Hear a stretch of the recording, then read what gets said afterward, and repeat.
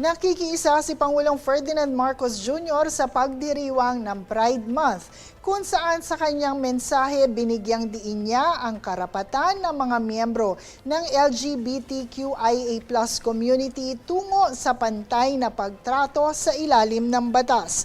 Muli ring pinagtibay ng Pangulo ang adhikain ng pamahalaan para sa pagkakapantay-pantay at inklusibong lipunan kung saan anya walang Pilipino ang dapat maituring na invisible dahil kung sino sila, kung paano sila kinikilala o kung sino ang kanilang minamahal.